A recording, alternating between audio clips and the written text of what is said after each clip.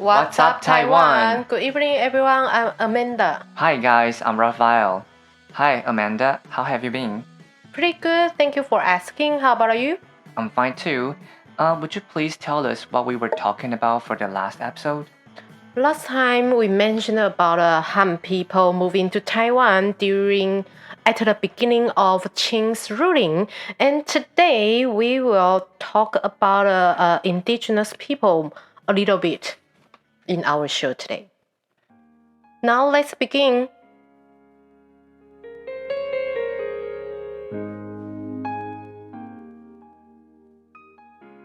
Han people living in Taiwan were distinguished by the hometown where their ancestors lived, or the same village they used to settle in.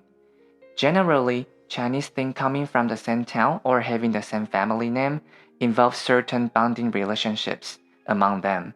Although it's hard to prove where the original thought of this bonding or causation came from and how these theories work for Chinese. Chinese people in Chinatowns around the world do congregate by having same ancestors, same family name, or the same hometown in China. People with those bonds took care of each other, and it was also a good slogan to muster people when war came. Even governors often took it as means to differentiate citizens.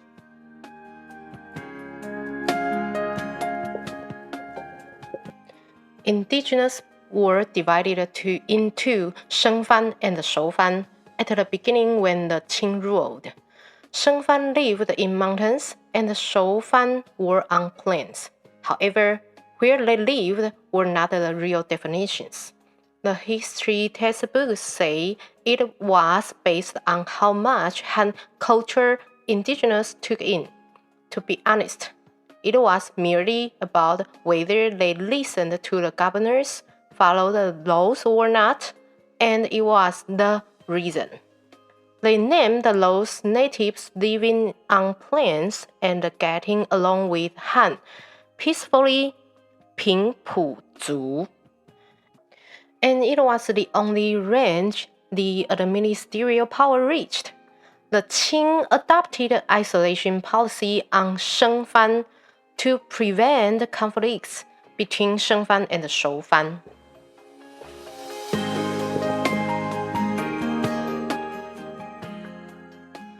The Qing government dug moats as borders for Sheng-Fan and they named the ditch Fanjie, resembling a border line.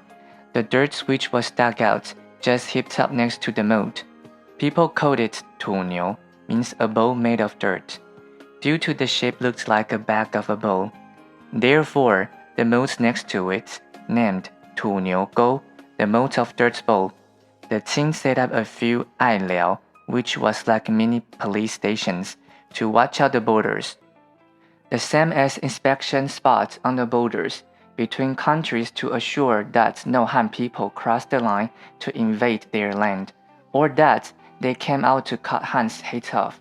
The Qing followed Zheng Chenggong's managerial approaches, named indigenous tribes, She or Fan She.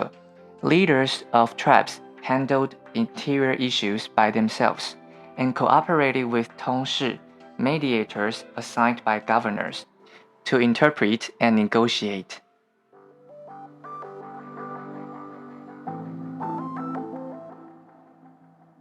Thank you, Raphael. We finished our podcast today, but before we going to say goodbye, I'm so sorry I don't have time for your QA today. Why? Because we have got some people who rated on our podcast. I want to announce their name in our show, and I want to say thank you to them in our show. Okay, now let's read the comments. Okay, the first one, I saw the name YUTZ. Raphael, do you know how to pronounce? Maybe it's youth. Yes, and there are 4 numbers, 7927. And this audience mentioned about the main point of our podcast. We are introducing Taiwanese history to the world. Yeah, thank you so much for this audience. And the second audience, the name is Chu Yuki, and She mentions that she likes our voices and she really enjoys our shows and expects to see more shows. Yeah, thank you, Yuki, and thanks for youths. They both give us 5 stars. Thank you so much. The last one is Tim. Thank you for your comments, and we will try our best in the future. Okay, this is the end of the episode. If you like our show, please subscribe our podcast and leave your comments in the reviews. Now you can also listen to our show on SoundCloud and YouTube. And if you want to read our script, you can search for What's Up Taiwan on the website of WordPress. See you next week. Bye-bye. Bye.